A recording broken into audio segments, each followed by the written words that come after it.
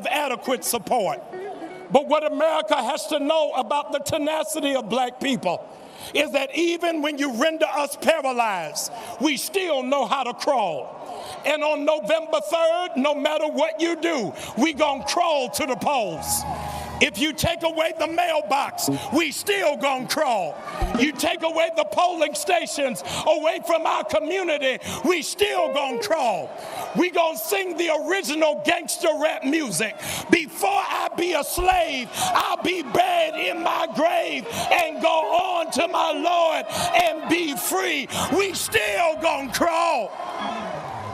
There is something about us that understands that we stand today with our brother Jacob, realizing that even if we find ourselves paralyzed and you force us to crawl, we are like butterflies, because butterflies only have two options.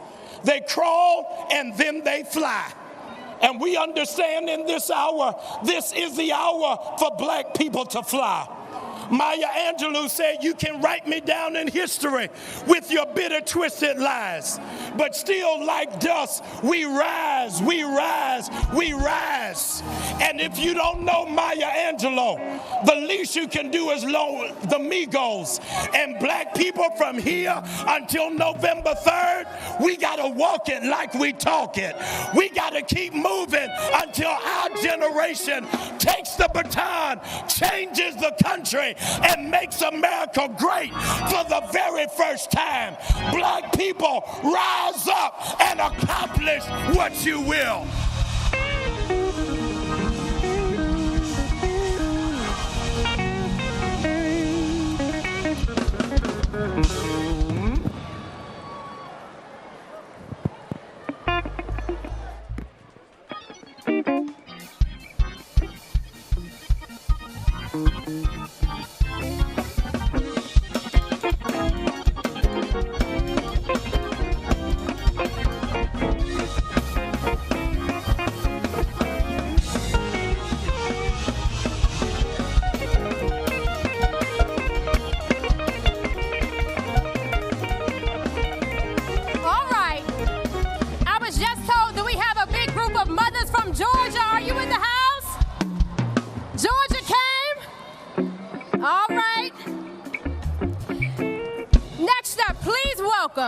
Congresswoman Sheila Jackson Lee. She is serving her 13th term as a member of the United States House of Representatives. She serves the 18th Congressional District of Texas, centered in Houston, the energy capital of the world, and sits on 3 congressional committees: the House Committee, the Judiciary and Homeland Security Committee, and the crucial Budget Committee. She's the author of the Emancipation National Historic Trail Study Act and the lead sponsor for H.R. 40, the Commission to Study and Develop Reparation Proposals for African Americans. Please welcome Congresswoman Sheila Jackson Lee.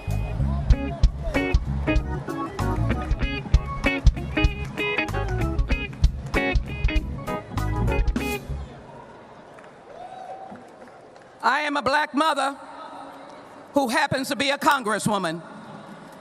I'm a black mother who happens to understand that black lives do matter every single day of my life. Standing on these historic steps, grabbing on to the history of what the Lincoln Monument means to all of us who have a birthright in this nation to be able to live in dignity, I understand the words of Dr. Martin Luther King, who said that the Negro people have been given a bad check, a check which has come to be marked insufficient funds. Today we stop the insufficient funds and we put money in the bank because we've got to heal this nation. And so I say to you, why we can't wait. Why we can't wait when those assigned to protect and serve are able to grab the T-shirt of a black man named Jacob and point a gun in his black skin and shoot 7 times. Why we can't wait. Why we can't wait when those who are assigned to protect and serve can take Big Floyd, put a knee on his neck and say, I can't breathe.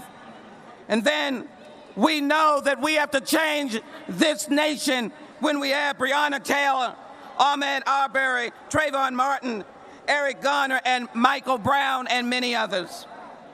And so today we come to acknowledge that we ask America not to fear us. We ask you not to send tweets that we are attacking you as a mob, because the militia walks around freely and shoots us without anyone's concern. And so we are standing here today to say why we can't wait. We want an America that will stomp out the divisiveness, the intimidation, and the threat. We want a White House who stands as a healer in chief, who understands black mothers' pain and understands your pain. And then, of course, we want to make sure that as we do this, we know that H.R. 40 is intertwined with the bill I helped write, which is the bill of George Floyd Justice and Policing Act. And so here we are today asking the question, how did this happen? Because of institutional racism. And I'm here to tell you that we must have the commission to study and develop, as my brothers and sisters have said, reparation proposals. We must answer the call of institutional racism.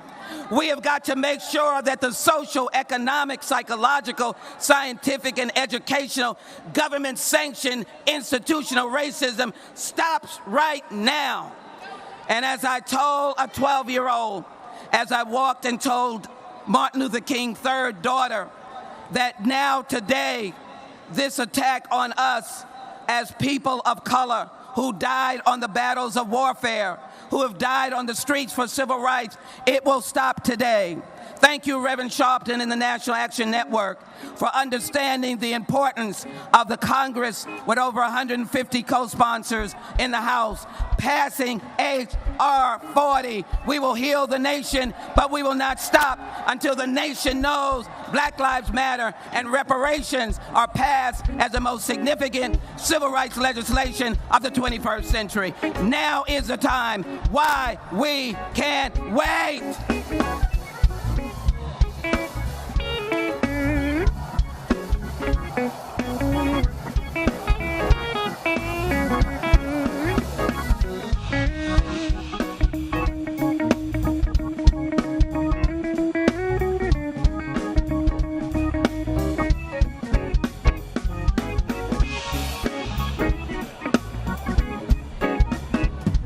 Reparations now. Let's hear it for Congresswoman Sheila Jackson Lee. Reparations now. Our next speaker from Ohio is a powerhouse who stands with the people, serving as vice chair of the Congressional Black Caucus and first ever chair of the Diversity and Inclusion Subcommittee. A sought-after public speaker and previously recognized as one of Ebony Magazine's 150 most powerful African Americans in the United States. She has written 93 pieces of legislation and co-sponsored over 1,600 bills. She is calling on Congress to recognize racism as a national crisis. And we got a Delta up here now, Delta Sigma Theta sorority. We have a lot of AKAs. Any Deltas here? And she's also a member of the Lynx. Please welcome Congresswoman Joyce Beatty. Hey, good to see you. Thank you, thank you. I am joined by members of the powerful Congressional Black Caucus. We are here today because people died and were denied civil and economic rights. We are here today because 57 years ago, people marched for jobs and freedom and stood here with members of Congress and Martin Luther King. We are here today because George Floyd had a knee on his neck. 8 minutes, 46 seconds. Black Lives Matter. We are here, and I stand representing the Congressional Black Caucus, 54 members strong, who understand silence is not an option, because black people face a symbolic chokehold every time we walk, speak up, shop, jog, drive, and yes, breathe. So we must tear down the walls of injustice. I am standing here and saying, as Martin Luther King Jr. said, in America, a riot is the language of unheard people. And what is it that America has failed to hear? Promises and freedom and justice for all. Say their names: Ahmaud, Breonna, George, Jacob, and the list goes on. Black Lives Matter. So let us pass the George Ford Justice in Policing Act. No more immunity for officers who looked boldly into cell phone cameras as they kill our brothers and sisters. Mandatory databases. Tamar Rice would have lived to see his 18th birthday. A ban on chokeholds and no-knock warrants. Eric Garner and Breonna Taylor would still be alive today. We are pushing to recognize racism as a national crisis. We are fighting for jobs, housing relief, access to capital, and a reparations bill. No, it was the black men, the brothers of the Congressional Black Caucus, who wrote the First Step Act. Know that it is a powerful black man in leadership who leads the John Lewis voting rights legislation. Demand the Senate to pass the John Lewis Voting Rights Act that restores justice, dignity, and equal access to the ballot box. I say to you, stand with us and stand with the Reverend Al Sharpton and the National Action Network for this march, and demanding that we get people registered to vote, and that we vote, that we complete our census. Say it with me: go vote, go vote, go vote, go vote. And let me say, tell them to get their knees off of our necks. Thank you, thank you, thank you. And yes, I'm Congresswoman Joyce Beatty, and I approve this message.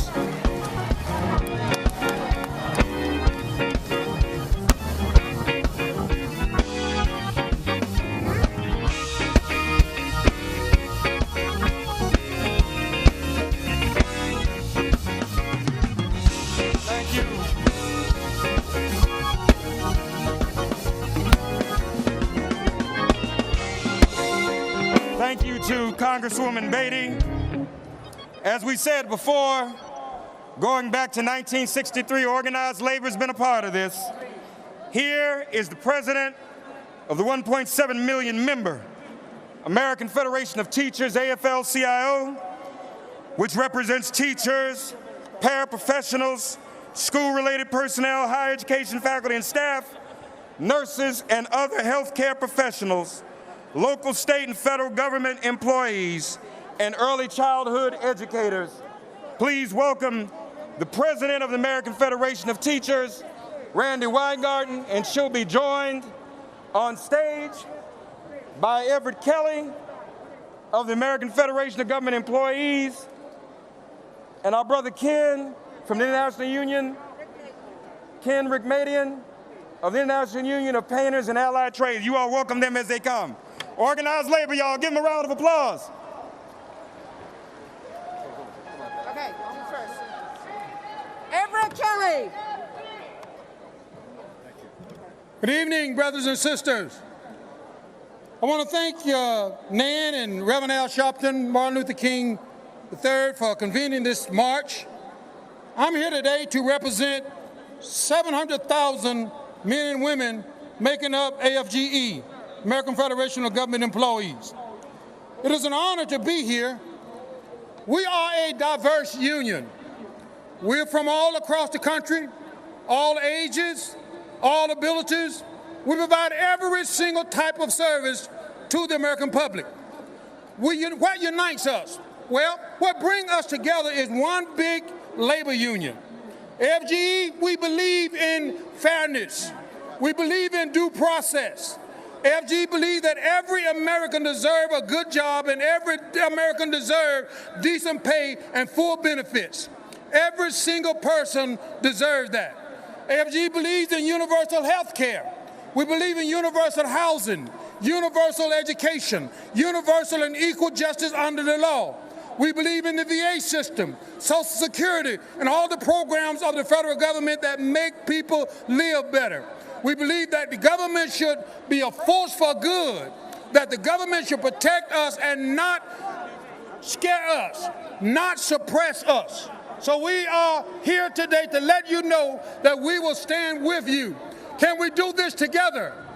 Can we do this together? Together. If we can do this together, let me hear you say together. Together. When I was a little boy, I used to hear my grandmother say that I don't feel no ways tired. I didn't understand it then, but I sure understand it now. I don't feel tired. I'm ready to march. I'm ready to move. I'm ready to make a difference. Let's change this country. Thank you. Henrik Median from IUPAT. IUPAT's in the house? Where are you at? Somebody say something. I'm Ken Rick Maiden, General President of the International Union of Painters and Allied Trades. We're a building trades union. You may think it's unusual for us to be here, but with me, growing up with a father, with a mother who looked like me, Black Lives Matter, don't they? Black Lives Matter? Black Lives Matter. I stand on the shoulders of tradesmen who fought for better wages and conditions. Without their fight, I wouldn't be here today. Recently, we celebrated the 100th anniversary of IUPAT Local 1332.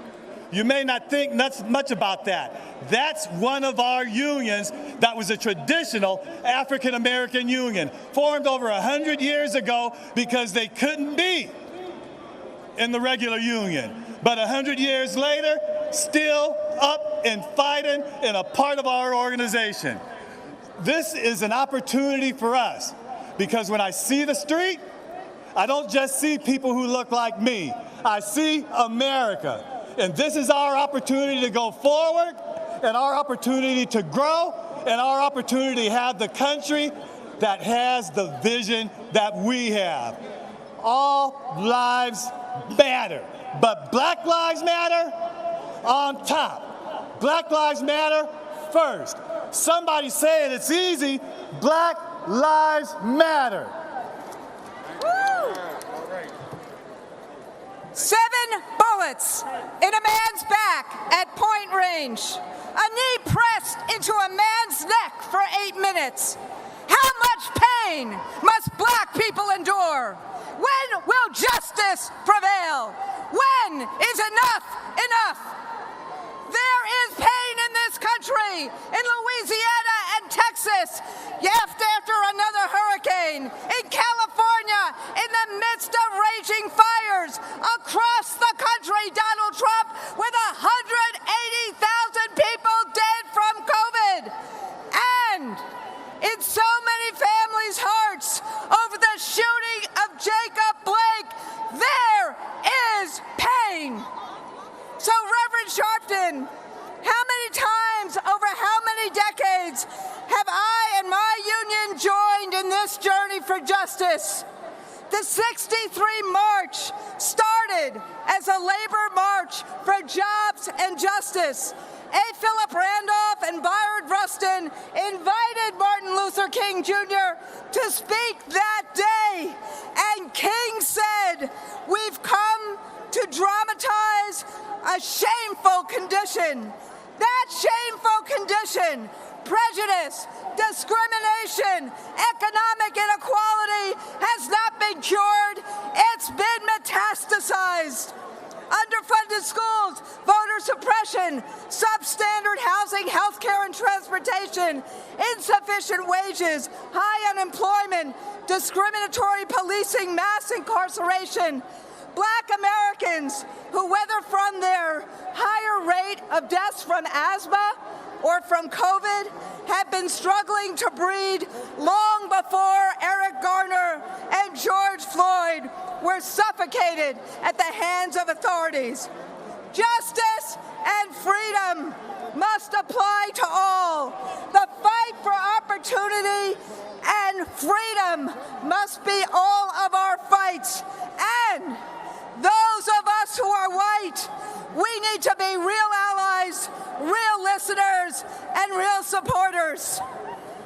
My synagogue's credo is the Psalm, and I quote, that the stone which the builders rejected has become the cornerstone.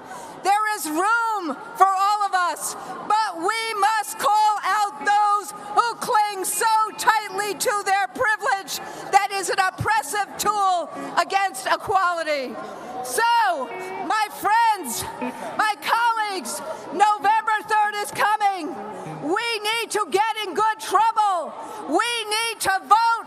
We need to have hope. We need a president who will sign the bills that the House more just, more equal. That is our job this day and every day. Thank you. Can you recognize the Postal Union? Just acknowledge. Don't let me speak. Acknowledge folks. And then I also, as you all know, need to recognize the Postal Workers Union. All right. No time. Thank you. All right. Let's hear it for organized labor. Let's hear it for organized labor. Give them a round of applause. No time for them to speak, but the Postal Workers Union is in the house. Pray for our postal workers. Our next speaker in the Obama administration served as Assistant Attorney General for Civil Rights, Secretary of Labor, and now today, he is the chair of the Democratic National Committee. Our friend and brother, please welcome Tom Perez. All right. Good afternoon. Thank you, Reverend Sharpton and Martin Luther King III for your extraordinary leadership. Thank you to the National Action Network. Folks, I live in Maryland. We lost a remarkable person last year when my fellow Marylander and mentor Elijah Cummings passed away. And before he passed away, he reminded us all of our civic duty. He said, when we're dancing with the angels, the question will be asked, what did we do to make sure we kept our democracy intact? Did we stand on the sidelines and say nothing? Or did we fight back? Did we fight back for justice? Did we fight back for equality? Did we fight back for Black lives? By being here today, you are answering all those questions with a resounding yes. We are all fighting back. But our fight cannot end here. Just as we march to this mall, we must march to Congress, to the United States Senate in particular, to demand passage of the John Lewis Voting Rights Advancement Act and the George Floyd Justice in Policing Act. Just as we march to this mall, we must march to the ballot box or the mailbox to demand the leadership we deserve. And we must exercise the right that protects all others, the right to vote. As you well know, our nation is hurting right now. Our African American communities are hurting. We're hurting from a pandemic that has taken 180,000 lives, hurting from an economic crisis that has cost millions of jobs, from a climate emergency that threatens the air we breathe and the water we drink, hurting from an epidemic of violence and racism, a cancer of the soul. We're hurting from a knee on their neck, a bullet in their back, hurting from leadership that treats them like their lives don't matter. President Lincoln, you would not recognize today's Republican Party. Our African American brothers and sisters are not alone. Dr. King spoke of the inescapable network of mutuality. In this moment of crisis, so many Americans are bound together in the mutual struggle for justice, dignity, and opportunity. From the Native American tribes confronting the scourge of COVID and the delay of their stimulus funding, to Latinx children being separated from their parents at the border, to Asian Americans facing hate-fueled attacks, to working families across this country struggling with poverty. We can change all of this. With the right leadership, we can heal our wounds. We can turn hardship into hope, despair into dreams. We can advance racial equality and restore the soul of our nation. But only if we do it together. Movements are built by the many, not the few. They're built by the hard and unglamorous work of grassroots organizing. They're built, in the words of the late, great Julian Bond, by the marchers whose feet have grown tired, whose voices have gone hoarse, whose shirts have stained with sweat and dirt and blood. John Lewis, as you know, left us with these marching orders. So go to iwillvote.com, iwillvote.com, check your registration status. Tell your friends, family, and neighbors to make a plan to vote. Remember, November 3rd is the last day to vote, but it's not the first day to vote. Make a plan. Get out there. Do not let your voice go unheard. Do not let your voice go uncounted. This is the most important election of our lifetime. And make no mistake, you have the power to decide the outcome. Thank you very much.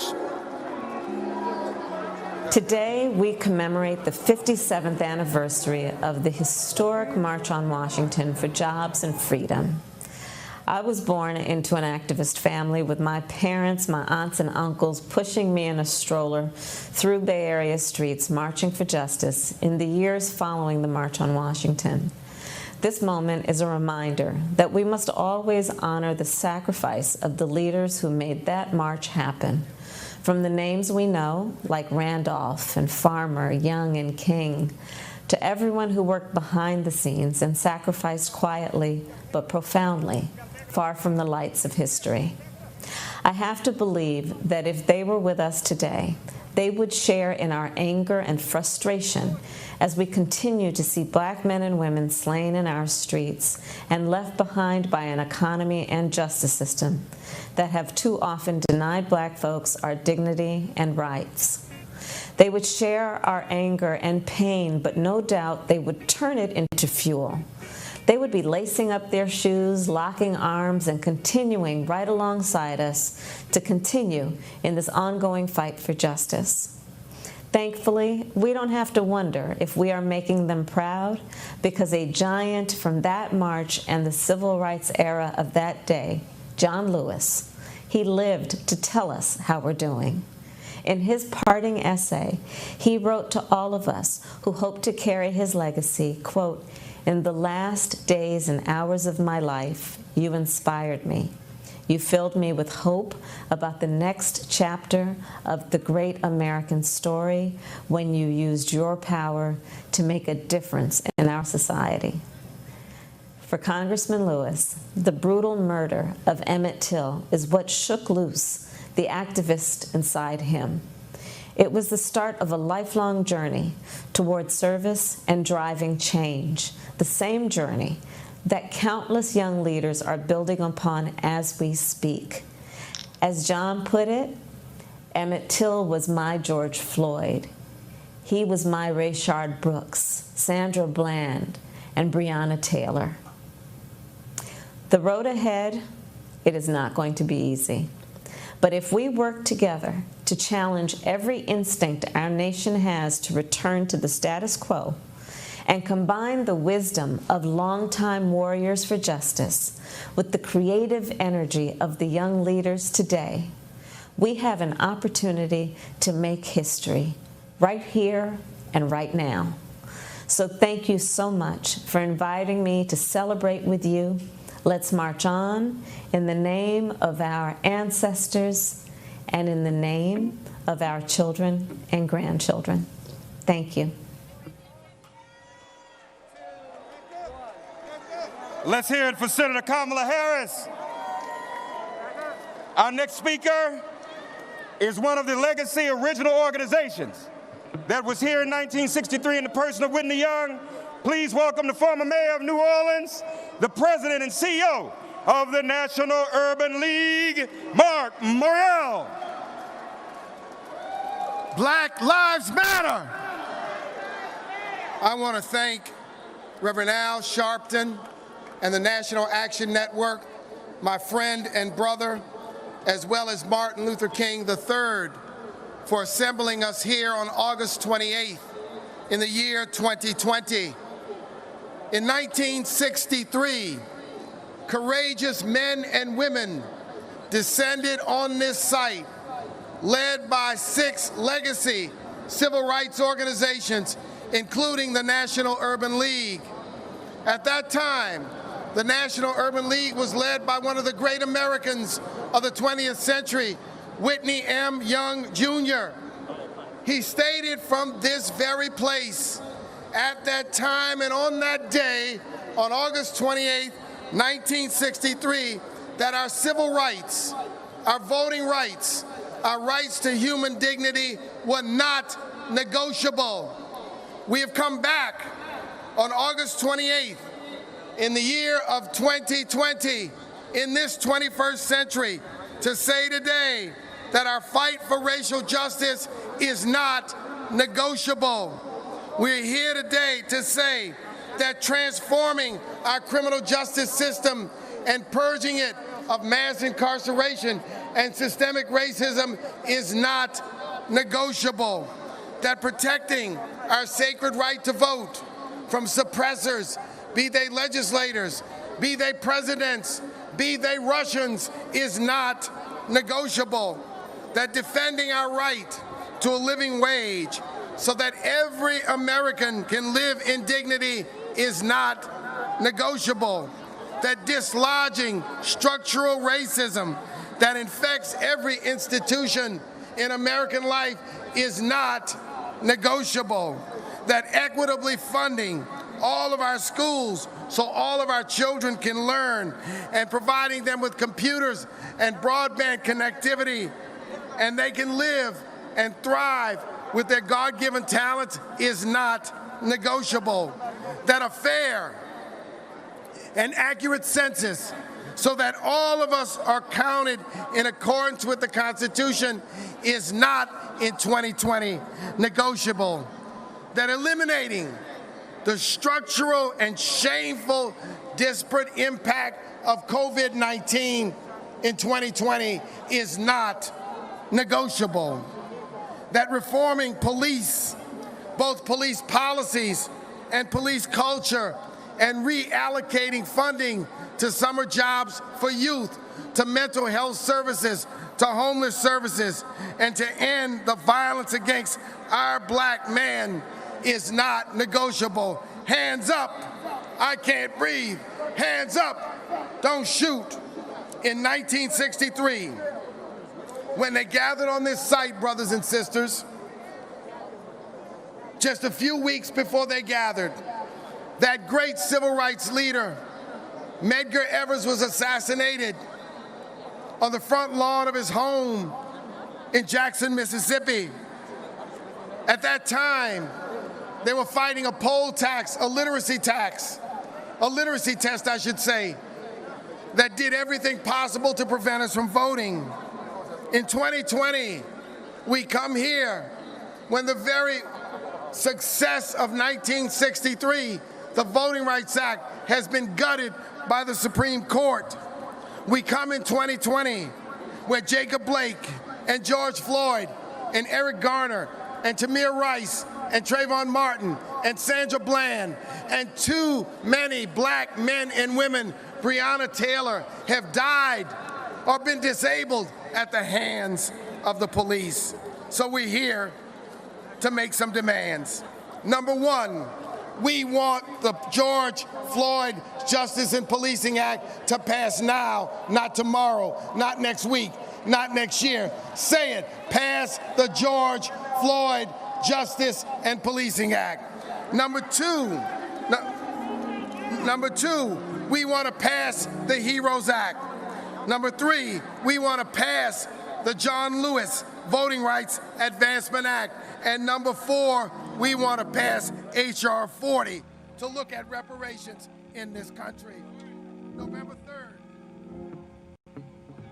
we will vote. We will vote. So we can vote if we have to go by bike or train or unicycle. We have to walk, if we have to run, if we have to, we will vote. Sorry, Mark. Hey, Morial, we love you.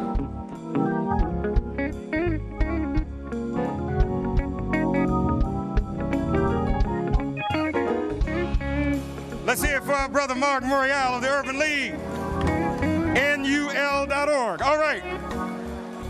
Here to introduce the man who is the namesake of the person who spoke here August 28, 1963. Here to introduce one of our men of the hour, Martin Luther King III, is none other than the congressman representing the 9th Congressional District of Texas, Congressman Al Green.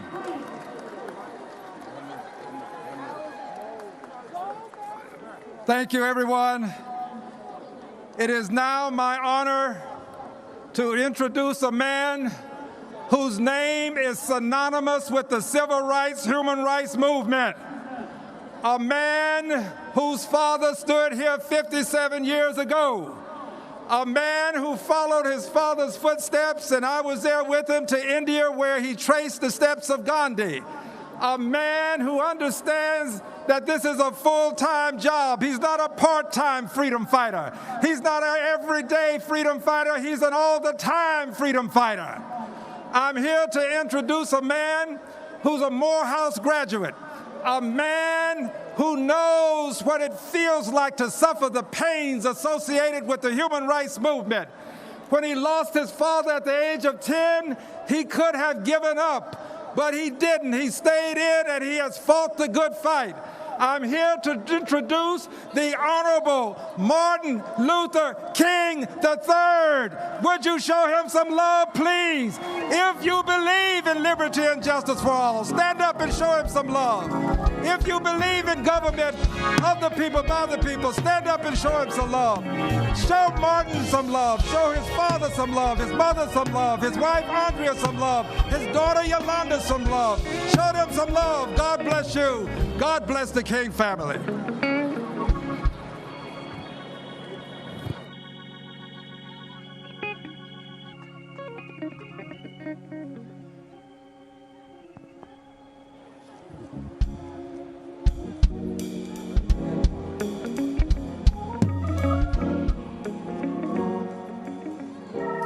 Good afternoon. I am so honored to be here. But before I say something, I want you to hear from the future of our nation, the only granddaughter of Martin Luther King Jr. and Coretta Scott King, my daughter and Andrea's daughter, Yolanda Renee King.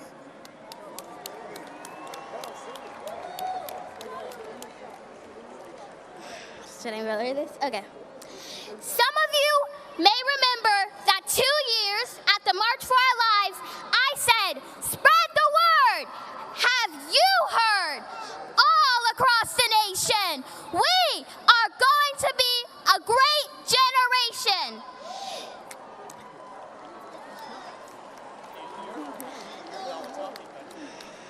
That was in 2018. I didn't know what would hit us in 2020. A pandemic that shut our schools and put our young lives on hold. More killings of unarmed black people by police. Attacks on our right to vote. The worst economic crisis since the Great Depression that we learned about in school. And more extreme weather than ever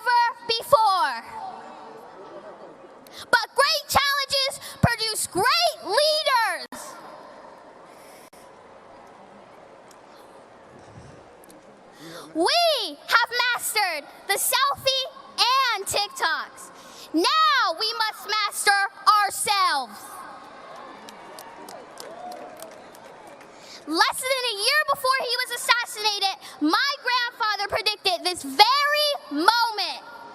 He said that we were moving into a new phase of the struggle.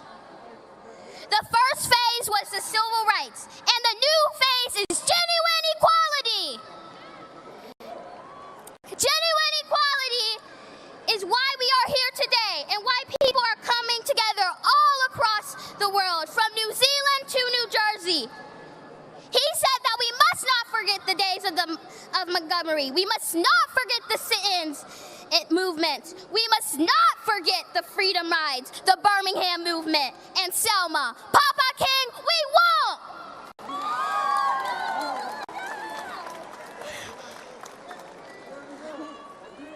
My generation has already taken to the streets peacefully and with masks and socially distanced to protest racism. And I want to ask the young people here to join me in pledging that we have only just begun to fight and that we will be the generation that moves from me to we.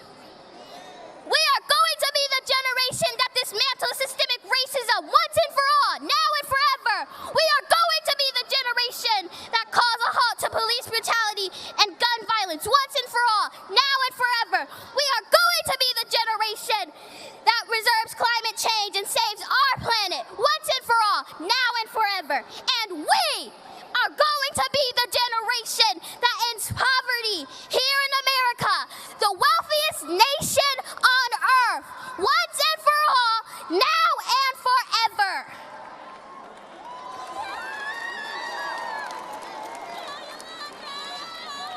We are the great dreams of our grandparents, great-grandparents, and all our ancestors. We stand and march for love, and we will fulfill my grandfather's dream. So, show me what democracy looks like. This is what democracy looks like. Show me what democracy looks like. This is what democracy looks like. Show me what democracy looks like. This is what democracy looks like. One last time. Show me what democracy looks like. This is what democracy looks like. Okay, then let's show them. Yolanda.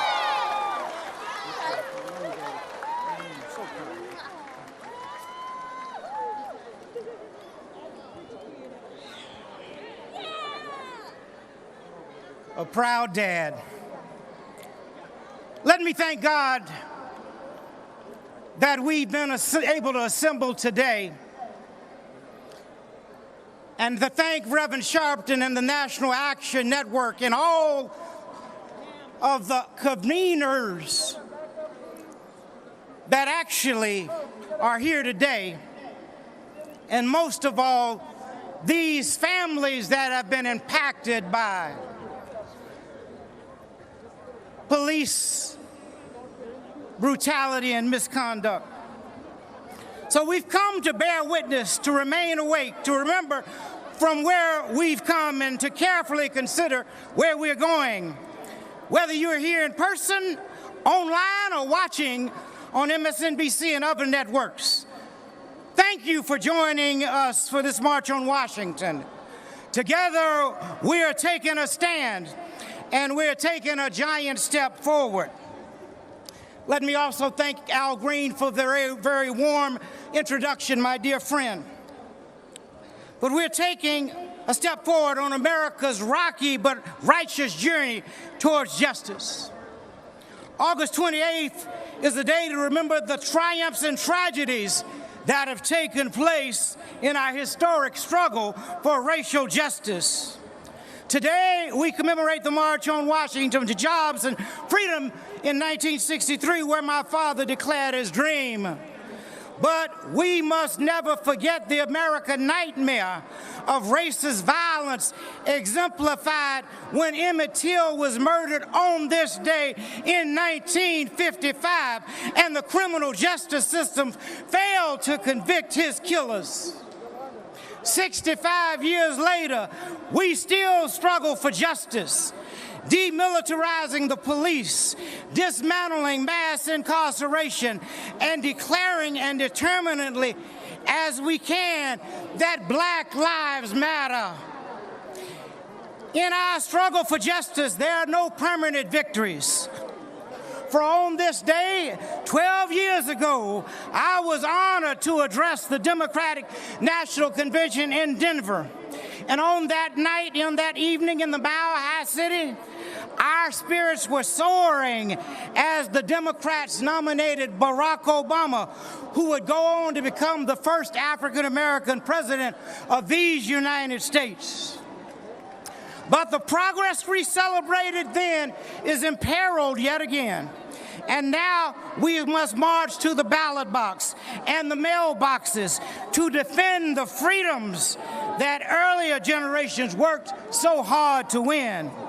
In so many ways, we stand together today in the symbolic shadow of history.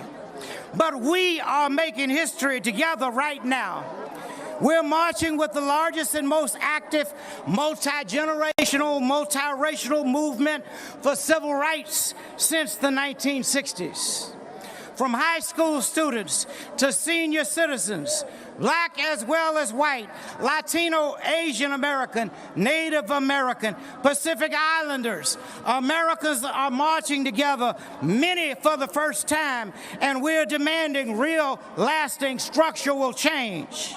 We are marching together for time-honored goals and in timely ways. We are courageous, but conscious of our health.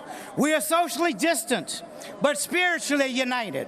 We are masking our faces, but not our faith in freedom. And we are taking our struggle to the streets and to social media. The nation has never seen such a mighty movement, a modern-day incarnation of what my father called the coalition of conscience. And if we move forward with purpose and passion, we will complete the work so boldly began in the 1960s. We're marching to overcome what my father called were the triple evils of poverty, racism, and violence. And today, those evils have exacerbated 4 major challenges that currently face our country. First, COVID-19 tragically has killed more than 175,000 Americans, disproportionately African American, Latino, and low-income people in every background. Second, more than 30 million Americans are unemployed again, disproportionately people of color. COVID-19 has laid bare the structural and racial inequalities in our economy that kept too many people trapped in the debt and poverty. Third, police brutality and gun violence are killing so many unarmed African Americans. Today, we march with their families and we say their names. George Floyd, Boham Jean, Breonna Taylor, Eric Garner, Michael Brown, Tamir Rice, Yusef Richardson, Terrence Crutcher, Trayvon Martin, Ahmaud Arbery, Elijah McClain, and so many others. And fourth, our voting rights are under attack. We must vigorously defend our right to vote, because those rights were paid for with the blood of those lynched for seeking to exercise their constitutional rights. They were paid for with the blood of civil rights workers, such as Sammy Young Jr., Goodman, Swerney, and Cheney, Jimmy Lee Jackson, Viola Liuzzo, James Reed. Those rights were paid for through the sacrifices made by heroes such as C.T. Vivian, Fannie Lou Hamer, Hosea Williams, and John Lewis. But since the United States Senate has failed to renew the Voting Rights Act, we have had to overcome a whole new trick bags of tactics to suppress our votes. Discriminatory voter ID requirements, cutbacks in early voting and vote by mail, voter purges targeting those who have missed several elections, and disenfranchising those who have served their time and paid their debt to the society. And now COVID-19 is making it dangerous, even deadly, to stand in line at polling places. We shouldn't have to risk our lives to cast our votes. We need to be able to do what President Trump does, vote safely by mail. But now we are struggling to overcome the dismantling of the U.S. Postal Service for the express purpose of suppressing our vote. With all these threats to our lives and liberties, our challenge is to use this moment to expand this movement, a movement that not only raises its voice, but casts its votes, pursues its vision, and makes lasting change. The scripture says, where there is no vision, the people perish. Our vision is best expressed by a phrase we must never forget. That is the beloved community. With those words, my father, John Lewis, Ella Baker, Rosa Parks, and so many other historic women and men envision an America whose dramatic practice is as good as its promise. An America where the triple evils of poverty, racism, and violence will be replaced by peace, justice, and shared abundance. And where hate and fear finally give way to help and love. To achieve that America, we need to raise our voices and cast our votes. Over the weeks ahead, culminating on Election Day, we need to vote as if our lives and our livelihoods, our liberties depend on it, because they do. No person, no people are more keenly aware of the risk of disenfranchisement than those who've suffered from it. There's a knee upon the neck of democracy, and our nation can only live so long without the oxygen of freedom. The strength must be exercised by more than rhetoric and more than marching. The simple challenge before us is that everyone can cast a ballot, and everyone who can must cast a ballot. And that ballot that is cast must be counted, and the result must be transparent and known to the whole world. And so today, I can call on everyone with the means to drive people to the polls, to make a plan for yourself, for your family and your neighbor, for those organizations and companies that care about democracy. I call on you today to offer your resources and your capacity to make sure every ballot is counted. If our forefathers were willing to die for the right to vote, we can work for the right to vote, and I will continue to call on you to act in the coming days. You know, my father was assassinated in Memphis, Tennessee, while standing in solidarity with poor working people, sanitation workers, whose slogans, "I am a man," was a statement that they were human beings with rights that should be respected and acknowledged. They were asking for safe working conditions, for a living wage, for recognition of their union, and for human dignity. They summed up their struggle with those 4 words, "I am a man." That simple but powerful slogan impairs movements today, from Black Lives Matter to Fight for 15 and to the Me Too struggle against sexual harassment and abuse. Movements of marginalized Americans are still trying to claim the dignity they've been denied. Martin Luther King Jr. fought for the dignity of work, and that fight is never ending. In 1963, the March on Washington demanded jobs and freedoms. In 1968, the Memphis sanitation strike workers demanded, and the Poor People's Campaign insisted that working people should not live and labor in poverty. Those fights foreshadowed our struggle today to make the minimum wage a living wage, not a poverty wage. And we are fighting alongside the frontline workers, sanitation workers, healthcare workers, grocery workers, transport workers, food service workers, and so many more. They are praised for being essential, but they are treated as if they're expendable.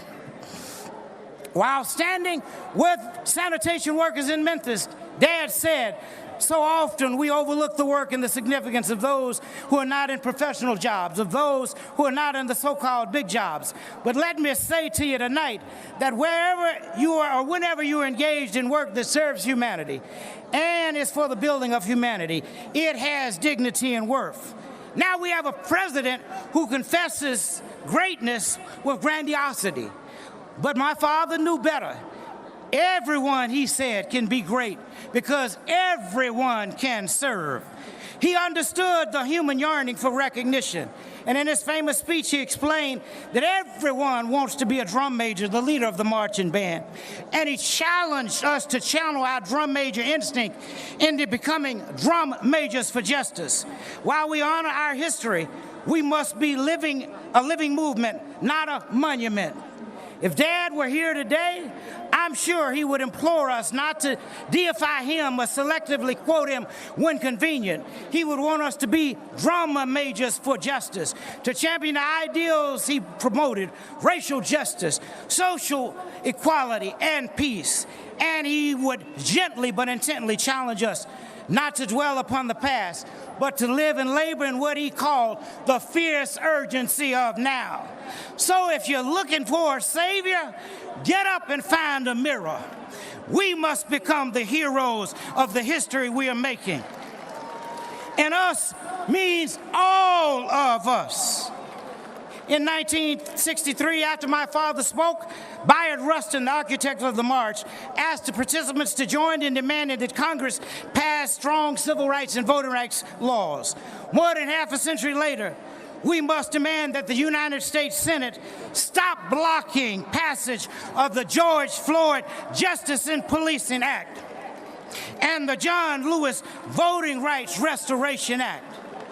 And so when we conclude today, let's remember that this is the commitment march in the spirit of 1963.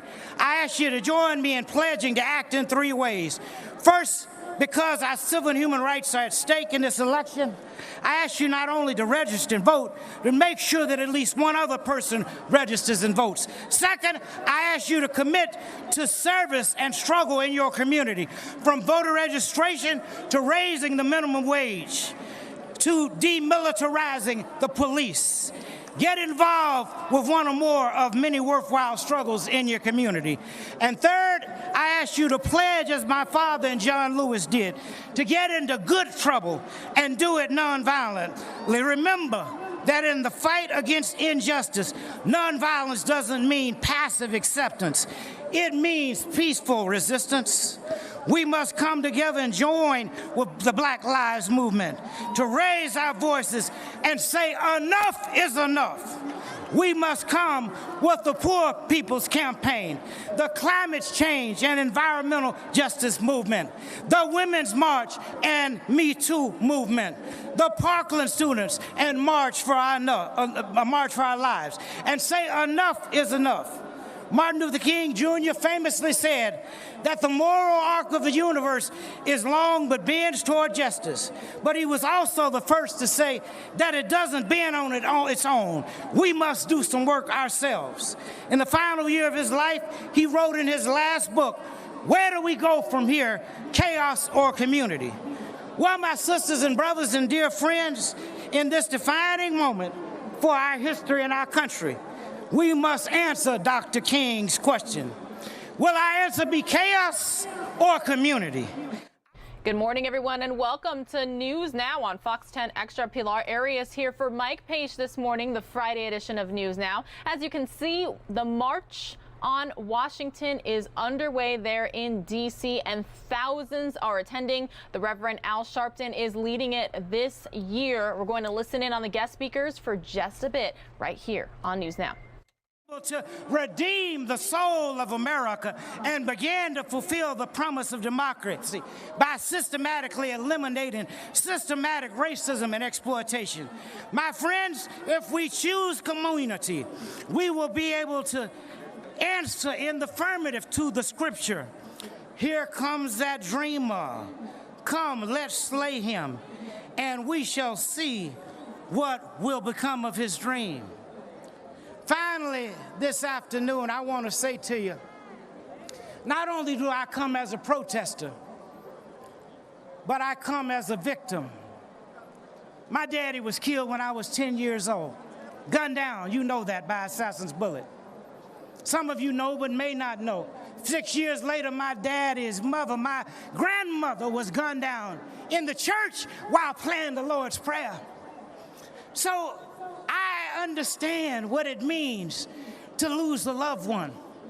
But I'm so thankful that my grandfather and my mother and my aunts and uncles taught me about love, because Granddaddy used to say, I refuse to allow any person to reduce me to hatred.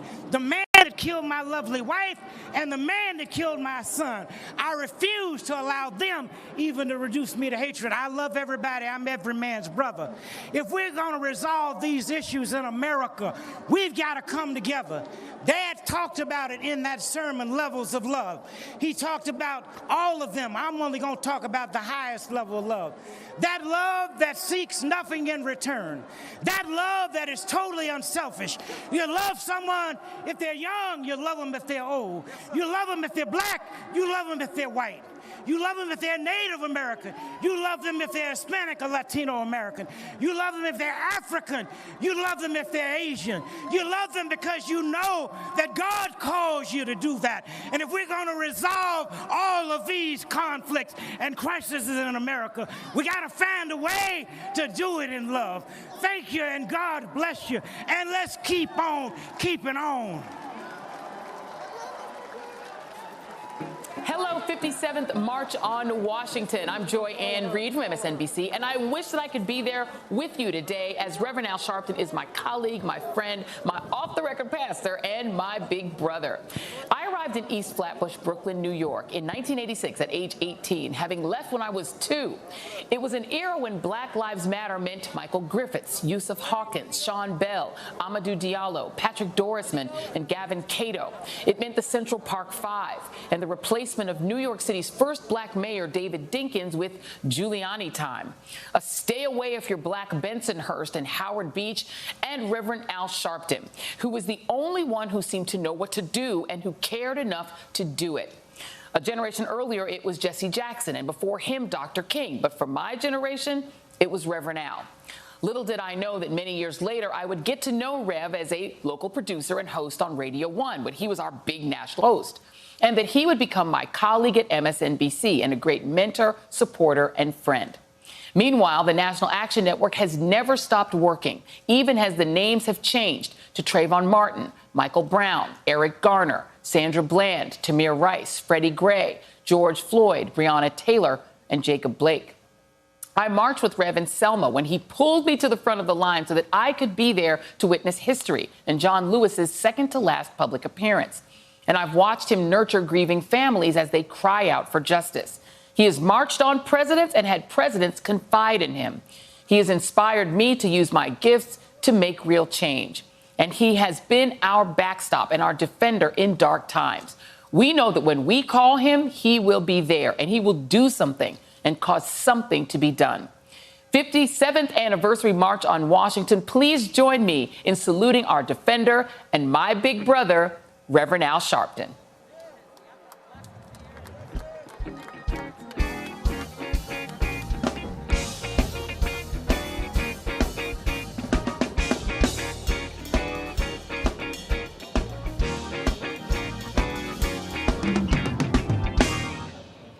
No justice.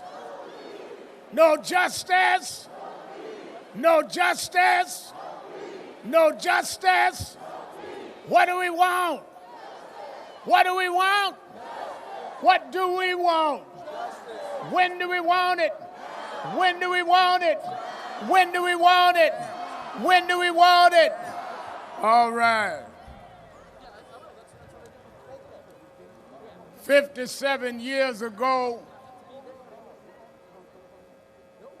in 1963, there was a struggle in Birmingham, Alabama. There was the assassination of Medgar Evers, the head of the Mississippi NAACP. In the middle of struggle and murder, they came to Washington to demand that the federal government give them a Civil Rights Act and voting rights. They marched that day, in a hot, blistering day like today, saying that as we struggle, we need legislation. And they stayed on that movement until they got the Civil Rights Act of 1964 and the Voting Rights Act of 1965. They came young and old. They came from the South. Many of them couldn't stop on the road to use a bathroom because it was against the law, but they came anyhow. Many of them couldn't stop and eat in a restaurant. They had to put their sandwiches in a paper bag because no restaurant would serve them because it was against the law, but they came anyhow. Many of them couldn't rest in a motel overnight, but they came anyway because it was against the law for them to stop. Because they came in '63, we were able to come back in 2020, riding whatever we wanted to ride, stay in whatever hotels was available. They opened the door for us, but there's still some doors we have to open and some people we've got to straighten out. 2020.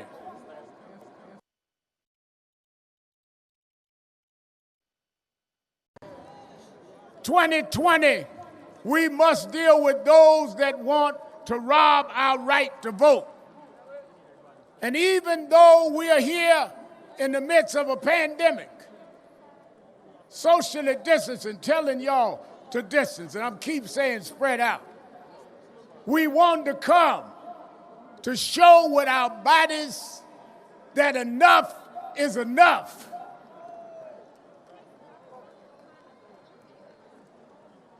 When I was headed to George Floyd's funeral, I talked with Martin III, and I said, you know, maybe we need to go back to Washington.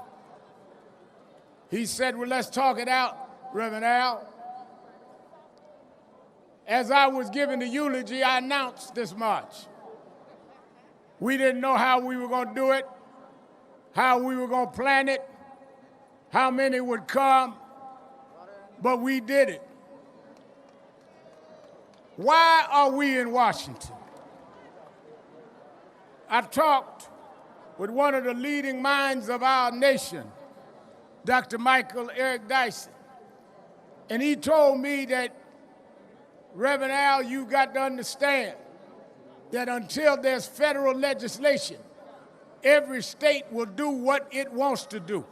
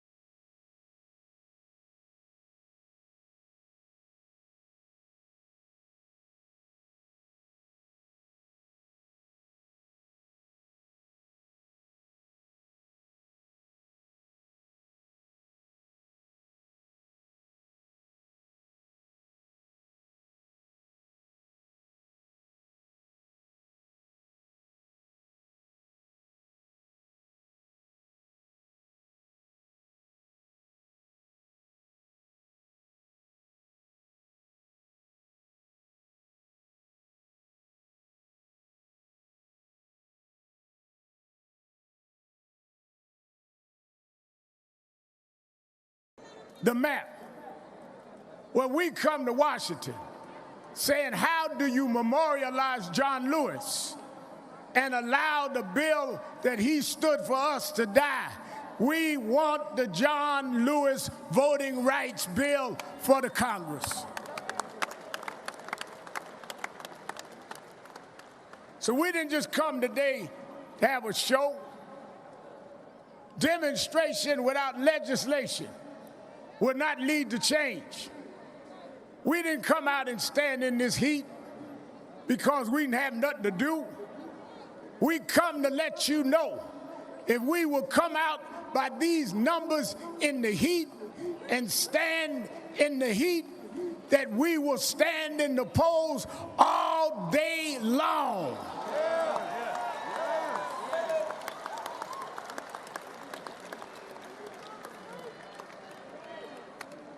They keep telling me about how it's a shame that black parents have to have the conversation with our children. How we have to explain if a cop stops you, don't reach for the glove compartment, don't talk back. The conversation. Well, we've had the conversation for decades. It's time we have a conversation with America. We need to have a conversation about your racism, about your bigotry, about your hate, about how you would put your knee on our neck while we cry for our lives. We need a new conversation.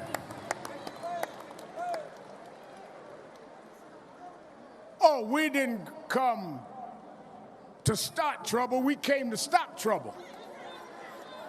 You act like it's no trouble to shoot us in the back. You act like it's no trouble to put a chokehold on us while we scream, "I can't breathe," 11 times. You act like it's no trouble to hold a man down on the ground until you squeeze the life out of him. It's time for a new conversation.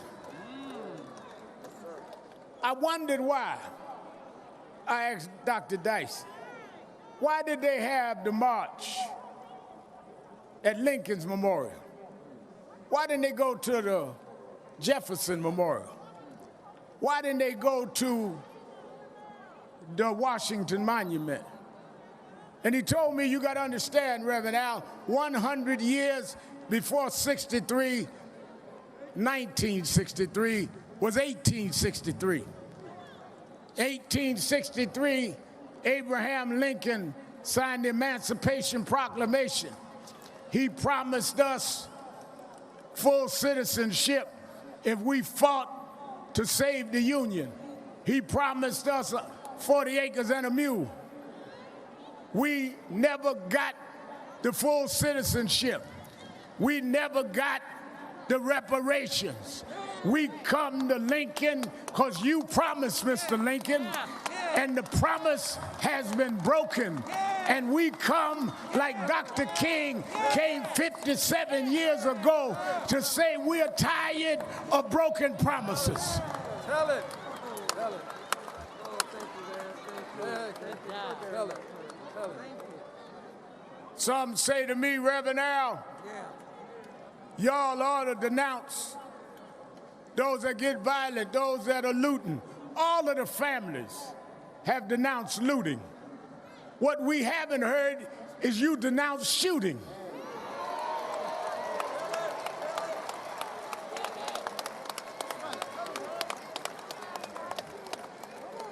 We will speak against the looting, but when will you speak against wrong police shooting?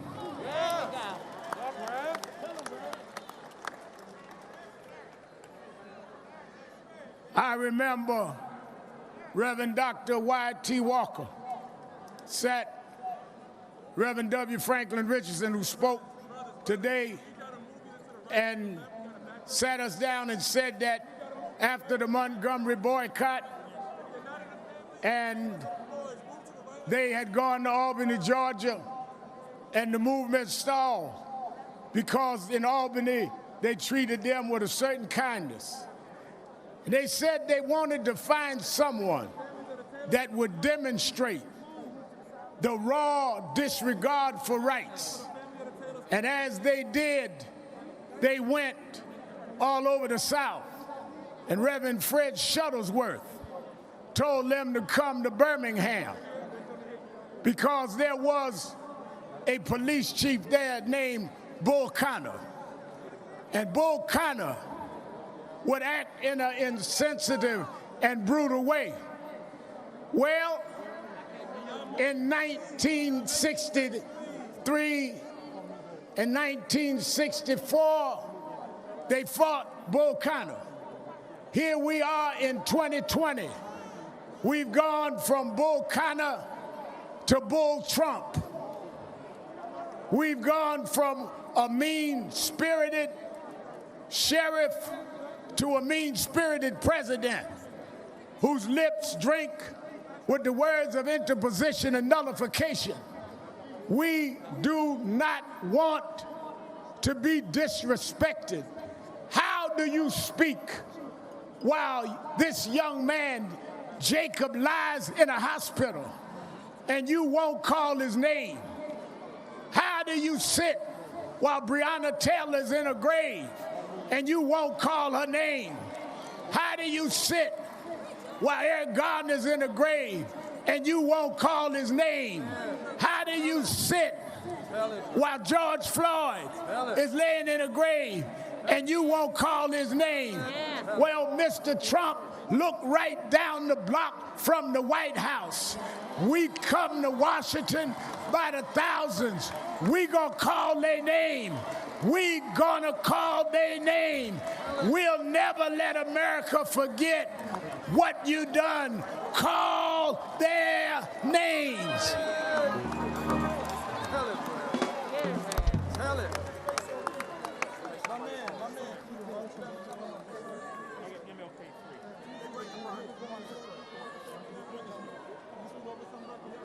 This is the time. This is the time for legislative change. This is the time for us to vote like we never voted before. And don't just vote for the top of the ticket. Vote all the way down. Go down from the top to the bottom. Vote all the way to the dog catcher. We want to get rid of anybody that's in our way, because our parents died to give us the right to vote. You can mess with the mail, but it ain't the sacrifice that Goodman and Cheney and Swerner gave. Our vote is dipped in blood. Our vote is dipped in those that went to their grave. We don't care how long the line. We don't care what you do. We're going to vote not for one candidate or the other, but we're going to vote for a nation that'll stop the George Floyds, that'll stop the Breonna Taylors.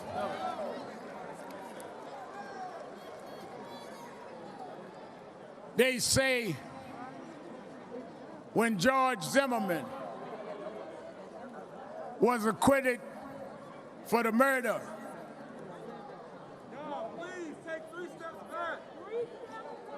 when he was acquitted for the murder of Trayvon Martin, 3 young genius sisters wrote the slogan, Black Lives Matter.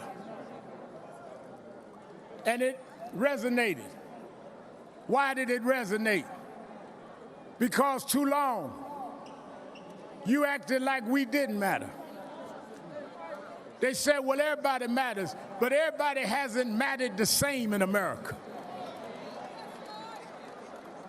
Reason we had and still have to say Black Lives Matter is because we get less health care like we don't matter. Yes. We go to jail longer for the same crime like we don't matter. That's right. Tell it. We get poverty, unemployment, double the others like we don't matter.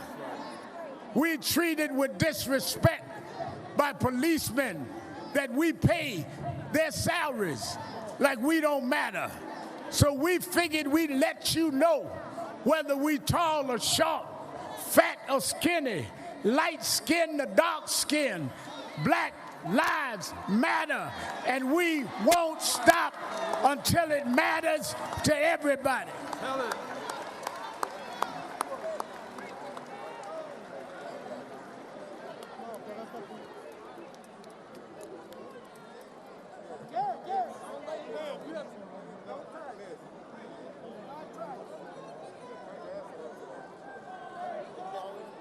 Let the sister, if she want to hold up her fist, leave her alone.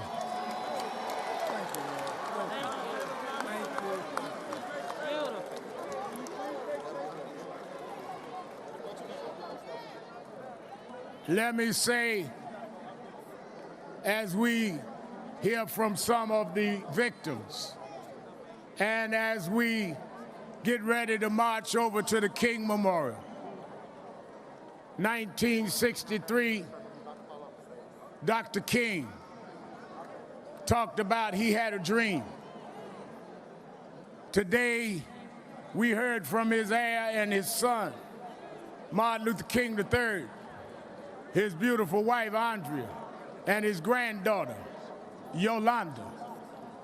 And they are in their bloodline, the children and grandchildren of the dreamer. But we come in the same spiritual lineage, because I want this country to know that even with your brutality, you can't rob us of our dreams.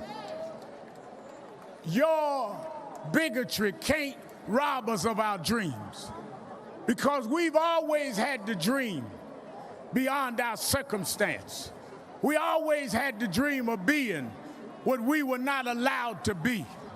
We are the dream keepers, which is why we come today black and white and all races and religions and sexual orientations to say this dream is still alive. You might have killed the dreamer, but you can't kill the dream, because truth crushed to earth shall rise again. We gonna rise, never to fall again. We gonna stand up even when our legs are tired. We gonna make this dream come true.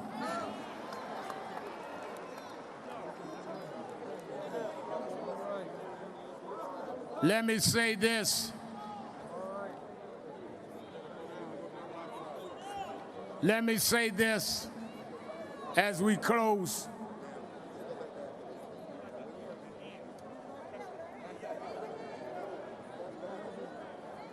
Shh. I want everybody to be orderly. Let me say this. We all should leave here committed to keeping this dream alive. I want everybody that went to the website of National Action Network .net, nationalactionnetwork.net, that wants to help us on Election Day, be poll watchers to protect our vote. I want you that will be signing up. Early voting starts in 2 weeks. We, on a nonpartisan way, want to put people all over this country. They want to suppress our vote. We've got to have foot soldiers that will protect the vote and that will be out there. And I want you to say to yourself that you could have been so much more. You had ideas and dreams, not only as a race, but as a person. But society had their knee on your neck. We could have developed and been as successful as others, but society had their knee on our neck. But we're not going to lay and submit no more. We're not going to take it. Some have different tactics, but we all are rising up. You're going to get your knee off our neck. If we got to march every day, if we got to vote every day, we will get your knee off our neck. Enough is enough. Enough is enough. Enough is enough.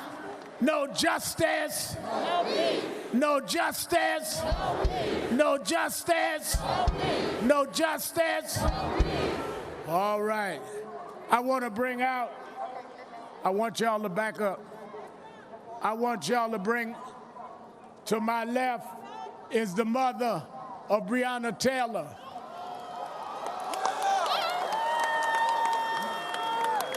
Where the other family? We got them. Where they at? We got Acevedo family. We got the Blake family. Say her name. Say her name. Say her name. Say her name. Let us hear from Tamika, the mother of Breonna Taylor. Give me floor.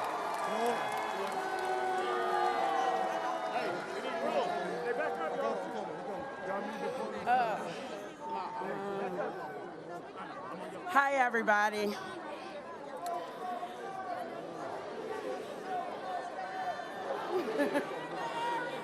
First, I just want to thank everybody who's been in support of getting justice for Breonna Taylor.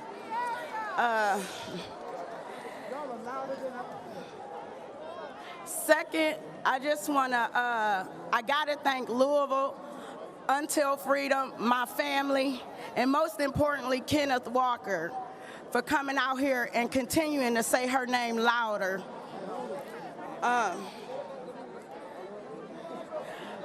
What we need is change, and we're at a point where we can get that change, but we have to stand together. We have to vote.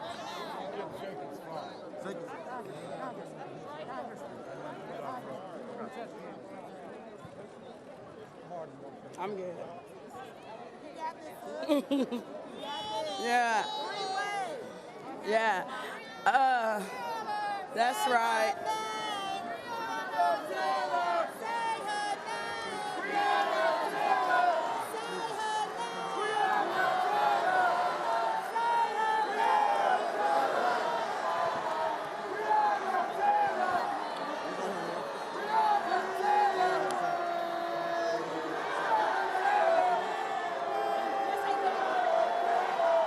Say her name. Say her name. Say her name. All right, wait a minute. Shh.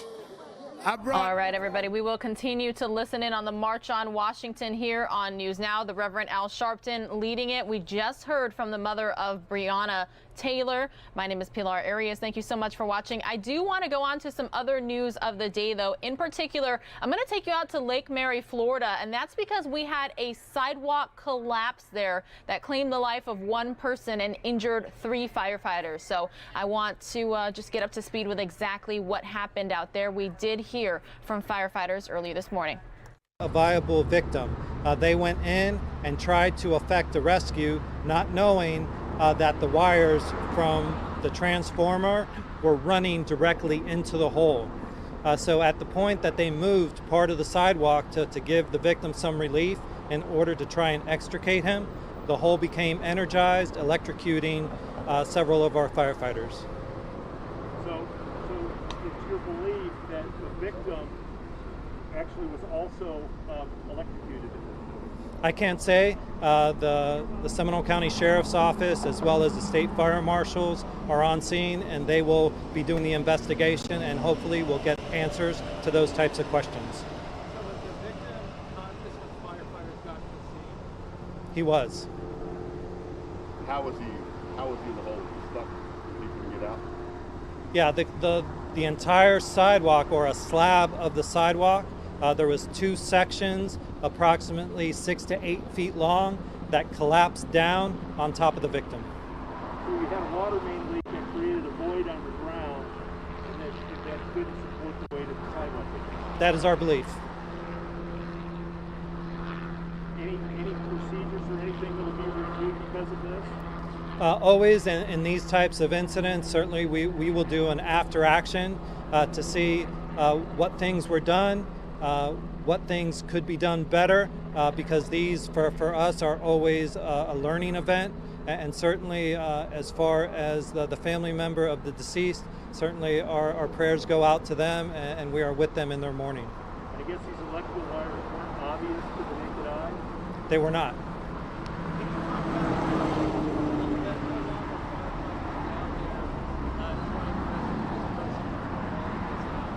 I'm sorry, I couldn't hear the question. How long were firefighters down trying to rescue this person before they were electrocuted? Was this like a half an hour, an hour?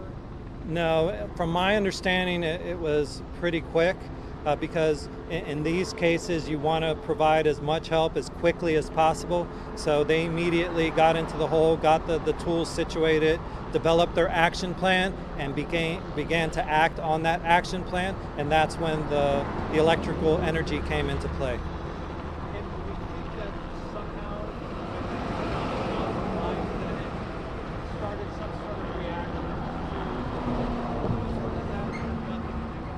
I'm sorry. So it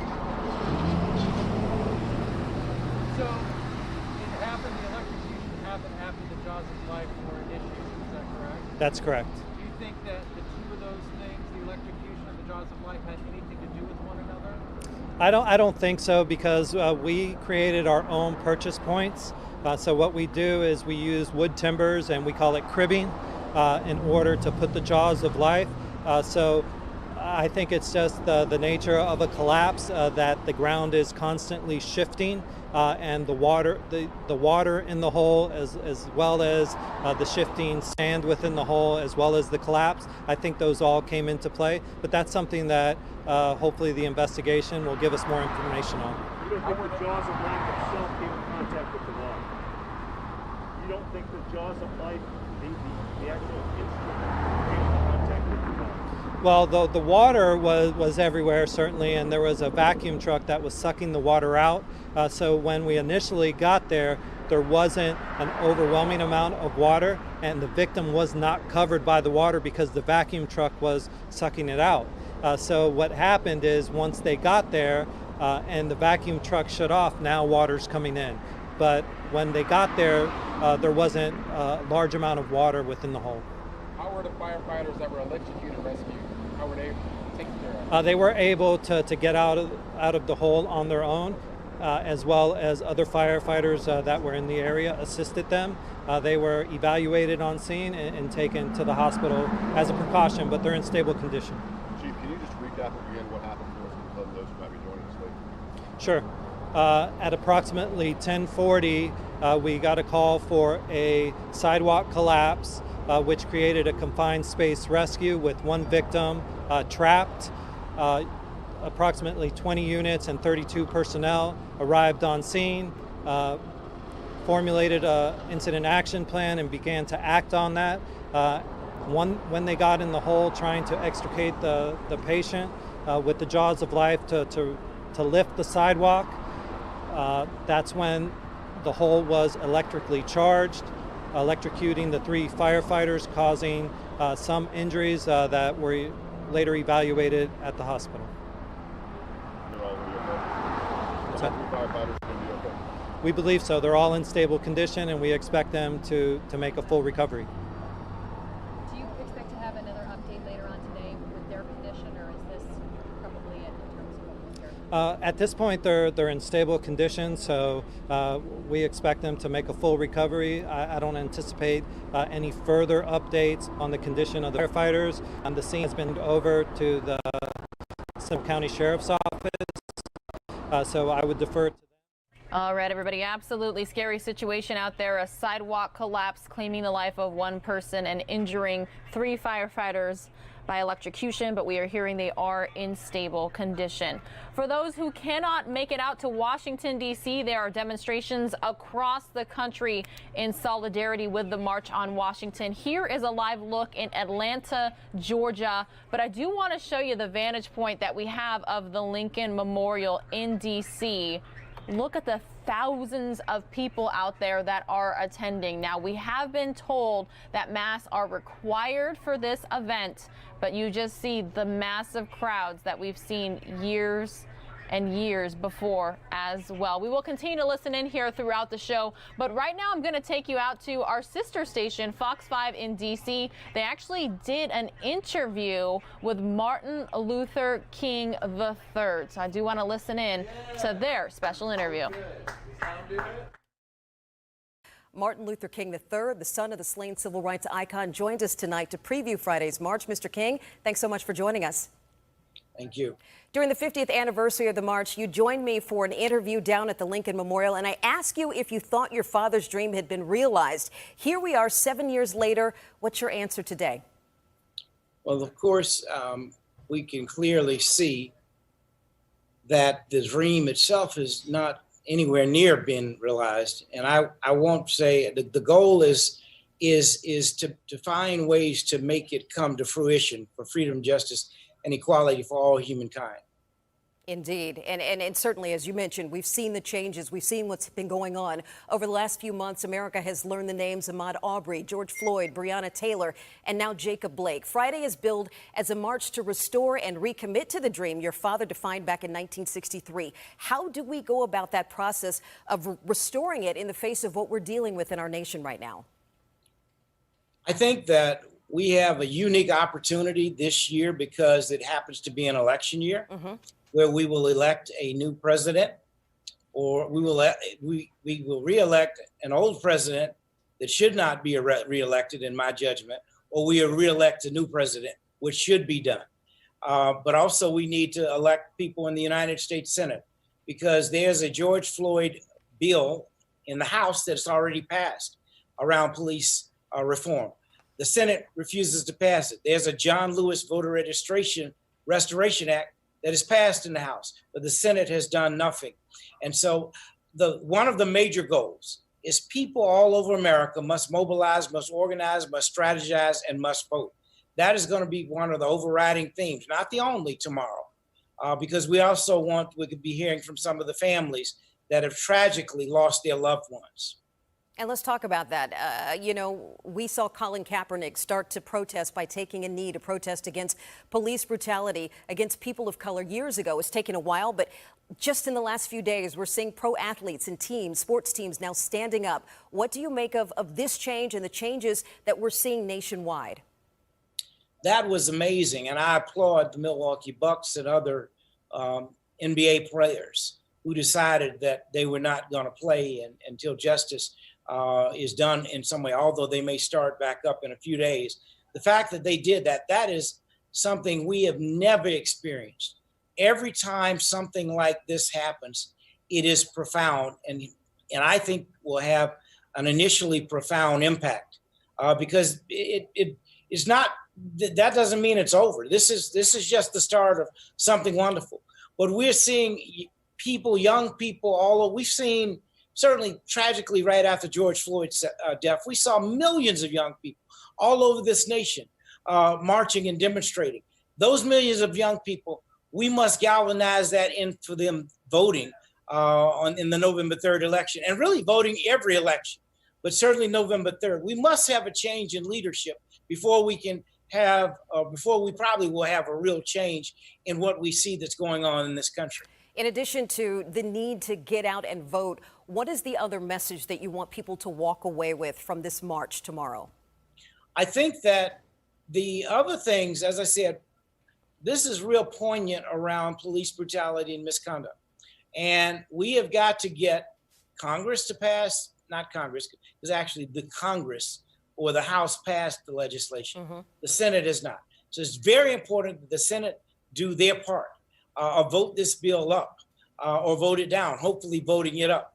But in addition to that, then, the other step, I don't think there's anything that's more important than us changing leadership. I hope that young people will be running for offices, because if you're 21, when you graduate from the ROTC in college, you can lead 25 troops. So you're a commander. Why not can young people run for office, for school board, for Board of Education and City Council? These are all part-time jobs, state legislative positions. We need to see that happen, because young people have to help us lead. Also, there's constantly protesting, but we need them leading and leading the way. And I think we're going to see some of that happen. Indeed. We certainly wish you well tomorrow with the march. Thank you so much for joining us. We really appreciate it, Mr. King. All right, everybody. So that was Martin Luther King III last night on our sister station, Fox 5 in D.C. Here's a live look in D.C. right now. Vice presidential candidate for the Democratic ticket, Kamala Harris, actually addressed the March on Washington a little bit earlier this morning. So I want to show that to you right now. Commemorate the 57th anniversary of the historic March on Washington for Jobs and Freedom. I was born into an activist family with my parents, my aunts and uncles pushing me in a stroller through Bay Area streets marching for justice in the years following the March on Washington. This moment is a reminder that we must always honor the sacrifice of the leaders who made that march happen. From the names we know, like Randolph and Farmer, Young and King, to everyone who worked behind the scenes and sacrificed quietly but profoundly, far from the lights of history. I have to believe that if they were with us today, they would share in our anger and frustration as we continue to see Black men and women slain in our streets and left behind by an economy and justice system that have too often denied Black folks our dignity and rights. They would share our anger and pain, but no doubt they would turn it into fuel. They would be lacing up their shoes, locking arms, and continuing right alongside us to continue in this ongoing fight for justice. Thankfully, we don't have to wonder if we are making them proud, because a giant from that march and the civil rights era of that day, John Lewis, he lived to tell us how we're doing.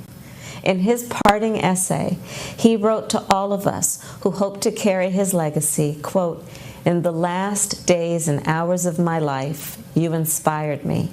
You filled me with hope about the next chapter of the great American story when you used your power to make a difference in our society." For Congressman Lewis, the brutal murder of Emmett Till is what shook loose the activist inside him. It was the start of a lifelong journey toward service and driving change, the same journey that countless young leaders are building upon as we speak. As John put it, Emmett Till was my George Floyd. He was my Rayshard Brooks, Sandra Bland, and Breonna Taylor. The road ahead, it is not going to be easy. But if we work together to challenge every instinct our nation has to return to the status quo, and combine the wisdom of longtime warriors for justice with the creative energy of the young leaders today, we have an opportunity to make history right here and right now. So thank you so much for inviting me to celebrate with you. Let's march on in the name of our ancestors and in the name of our children and grandchildren. Thank you. And seeing these young Black and brown people suffer. We're going to hold court today. We're going to hold court on systematic racism. We're going to have court right now. Guilty. Yeah. Guilty. Guilty. Guilty. Racism against all of us. Guilty. Guilty. Guilty. Guilty. Racism against Trayvon Martin. We find them guilty. Guilty. Racism against George Floyd. We find them guilty. Guilty. Racism against Jacob Blake. Come on. Abdul Dawala. If I said the name wrong, Allah forgive me. Guilty. Guilty. And we're not taking it anymore. I ask everyone to stand up. No justice! No justice! No. I met this man when I was 7 years old. How did I know I was going to meet this man again in these circumstances? I truly did not want to come and see y'all today for these reasons. My father was in town for the first march on D.C. I have a duty. I have a duty to support and understand each one. I love everybody in this crowd. I love you. If nobody told you today, Big Jake loves you. But we're going to stand up, baby. We're going to stand up together. I need your strength. Big Daddy's legs ain't that good anymore. I need your strength. No justice. No peace. No justice. No peace. I love y'all. We are continuing to listen in on the March on Washington, the 57th anniversary of Martin Luther King Jr.'s I Have a Dream speech. Who represents these families. Then I want Attorney Stewart to come, who represents others. There are many families here, and I think we should hear from a few more before we march to the King Memorial. Good afternoon, D.C. I'm attorney B. Ivory Lamar. I represent the Joel Acevedo family who was killed in the city of Milwaukee by an off-duty officer before George Floyd and was strangled for 10 minutes. I also represent the family of Jacob Blake, who was unhumanly just killed, shot 7 times, but he lives today.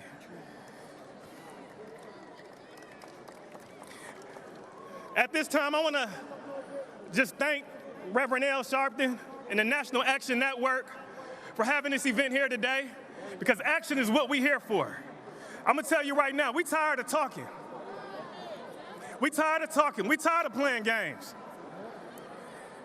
2020 is the year that America is going to be put on timeout. We thank the Milwaukee Bucks. Yes! Milwaukee!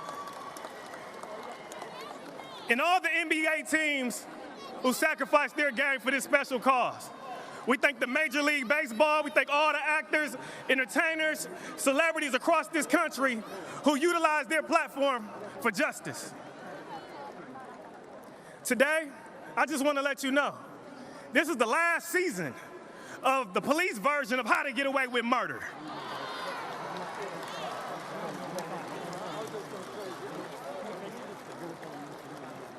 We know your playbook. We know your plays.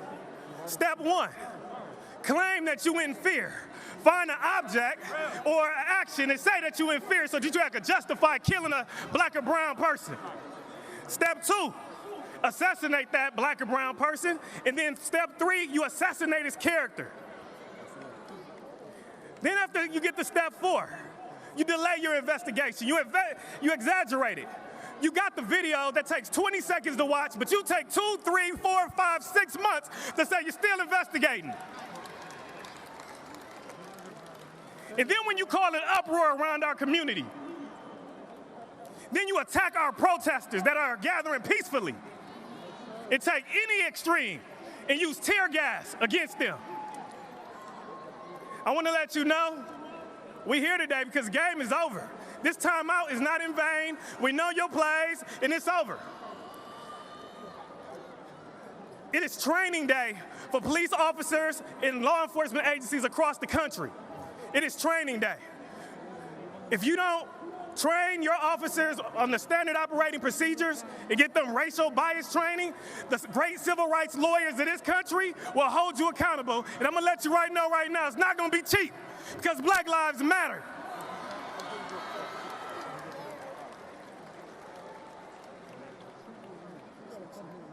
I want to thank you right now all across this country for standing up for justice, standing up for this very important cause. The time is now to take change, and we're not going to stop until we get it. And we're going to shut it down if we don't get it. If we don't get it, thank you.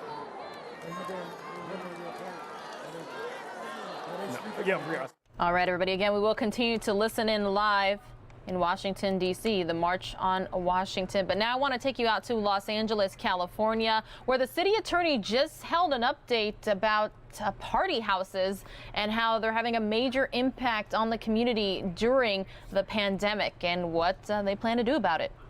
Health crisis, they're a source of great danger to many of us. You know, sometimes these party houses involve gatherings of hundreds of people. They're potential super spreader events for COVID-19. Today, given that information, I'm making an announcement about a prosecution, a series of prosecutions tied to party houses. We're filing charges against 2 hosts whose mega parties we allege have been the source of outrage from neighbors. And we're filing charges against 2 property owners at whose homes we allege key violations have taken place. So among those charged for violating 2 things, for violating the Safer LA Health Order and the city's party house ordinance, are TikTok stars Bryce Hall and Blake Gray, who share a home in the Hollywood Hills on Appian Way. We allege these hosts have been incredibly irresponsible, with a highly infectious disease spreading and parties banned because of it, and we allege they violated the law. These parties can be really out-of-control nightclubs. There can be hundreds of people, loud music long into the night, and cars that block the street for emergency vehicles. We allege that in many cases, these parties and the party houses associated with them have hijacked the quality of life for neighbors in the affected communities. And I want to make a very clear point about our allegations against these 2 party house hosts, Mr. Hall and Mr. Gray. If you have a combined 19 million followers on TikTok in the middle of a public health crisis, you should be modeling great behavior, best practices for all of us, rather than brazenly violating the law and then posting videos about it, as we allege happened here. Let me describe the allegations in a little more detail. We allege that on Saturday night, August 8th of this year, LAPD officers responded to a complaint call about a party in the Hollywood Hills at a home shared by Hall and Gray. We allege that officers arrived at the scene and issued a warning that the parties are prohibited under LA's Safer LA order. And the LAPD officers issued a citation under the party house law. Prominently posted at the scene were 2 things: notice of violation pertaining to party houses and the initial warning of noncompliance with the city's Safer LA order. And that states that the power can be turned off if there are future violations. The officers stayed until the guests left. 6 days later, on August 14th, we allege that officers were back at the house. They'd received a call of alleged shots fired. They discovered a party with several hundred guests celebrating Mr. Hall's 21st birthday. The officers spoke, we allege, with Mr. Gray, who acknowledged he was aware of the prior citation. He received a separate citation, and LAPD stayed until the guests dispersed. LAPD posted and updated the violation notice about party houses and the final warning of noncompliance with the city's Safer LA order. They didn't find any evidence of a gun. On August 19th, the city shut off the power at this Hollywood Hills home. We also announced today the filing of charges against 2 homeowners, Juan Wei Bai, who owns a home on Outpost Drive, and David Marvisi, who owns a home on Sunset View Drive. These homes have been the sources of numerous community complaints. Both owners have received multiple citations for violating the city's party house ordinance, and both owners had received a warning letter from our office about potential prosecution. Despite all these contacts, we allege the homes have continued to generate complaints and citations. The penalties in these cases can be up to 1 year in jail and a couple $1,000 fine.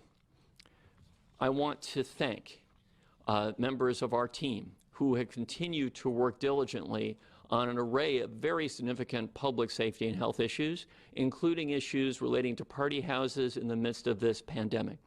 Arturo Martinez, Ayelet Feynman, Tamar Galatzin, and Ethan Weaver, who is the neighborhood prosecutor for the Hollywood Hills area and is particularly to be commended for his focus on the issues that I'm highlighting today. As always, I want to thank our partners at LA City View, Channel 35, for always being here to enable us to communicate with the public. And I want to thank Arlene Narvaez, who is our translator today, who has to thank herself by signing, which I appreciate, Arlene. So now I'm going to say a few words in Spanish, and then I'm happy to take questions. If you are a member of the press and wish to have a question answered, please direct it to Rob Wilcox, who will then convey those questions to me. Ahora en español. Las casas de fiesta de esta pandemia no son solo fuentes y dos propietarios feel as though you can, with impunity, hold parties in the hillsides and elsewhere that are designed to attract hundreds of people and not really care much about whether these are super spreader moments.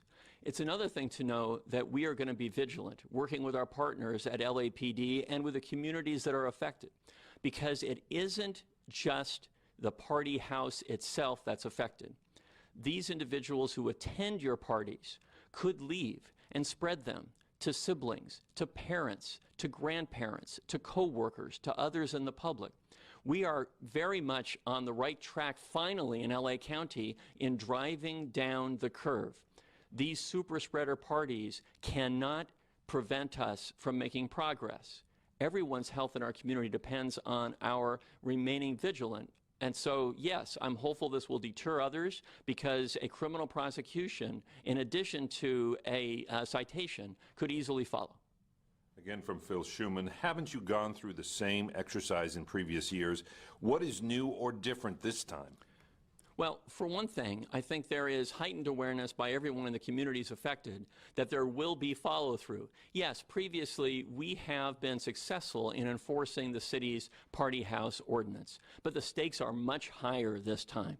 Again, the party houses in especially hard-to-get-to places like the Hollywood Hills and elsewhere do threaten public safety no matter when they occur, because they could create traffic problems that make it hard for emergency vehicles to get back and forth. They're incredibly noisy. The noise echoes through the hillsides.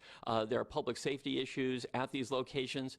All those issues have happened before, and we've addressed those issues. But the stakes are so much higher now, and that means that we are going to be even more vigilant now. And there's one more ingredient. Previously, the power wasn't being shut off at party houses, and now it can be, and prosecutions will ensue. And from Phil, what have you gotten in terms of convictions and or penalties on similar charges in the past, and what are these people looking at? Well, let's take those questions in reverse order. Again, as I mentioned, individuals in the cases that we've charged can face fines up to $2,000 and up to a year in jail. In the past, we've gotten an array of sanctions imposed. Fines, community service, community labor. It depends on the individual case. And finally, from Phil, realistically, nobody's going to get jailed for this. If they're willing to risk it, maybe they're willing to pay a fine. Well, they might be willing to pay a fine. They might be willing to perform community labor on the side of a road someplace. They might be willing to risk the fact that one misdemeanor puts one in much more serious circumstances if they commit another misdemeanor in the future. Maybe people are willing to risk being criminals and having that on their record. I have to say, a party isn't worth those consequences. And especially here, again, it's the consequences to the individual, but we are trying in our nation to recognize that, yes, there are individual consequences to our actions in the middle of this pandemic, but we also owe it to each other to protect each other. And in this case, as I say, when you have up to 19 million followers, what you should be doing is modeling good behavior, driving down the curve, helping society to open again so you can have parties in a safe environment. From the Los Angeles Times, Dakota Smith, how many similar cases has the LAPD referred to your office in the last month? Hi, Dakota. You know, I don't know. We can get back to you with regard to whether there are similar cases that have been referred to us, and I'm happy to have us do that during the course of the day today. From Tim Bulk, reporter at the New York Daily News. My question is, how many parties did Bryce Hall throw in the Hollywood Hills, and what was the nature of those parties? So I've stated that there were a couple parties at the home at which these guys were renting. One was on August 8th of this year, and one was on August 14th of this year. What I know about the nature of those parties, as I've stated, is this: that at August 8th, officers arrived at the scene following complaints. I don't know how many people attended that event. I believe officers viewed a dozen or 24 people or more leaving the house. They stayed until the house, the party had ended and the house was vacated. On August 14th, officers returned to the home. I believe that was for Mr. Hall's 21st birthday, and observed hundreds of people at that location, and again remained until the party had completely dispersed. And this is from Steve Gregory, national correspondent for iHeart Media. If the stakes are so high, why are there so many warnings issued? Shouldn't there be a zero-tolerance approach? So it's a good question. Under the city's law as it exists now, the tools we have are these. We have the ability to, we have the citations and the ability to pursue prosecutions if we believe, even in the first instance, that that's a necessary step to take. With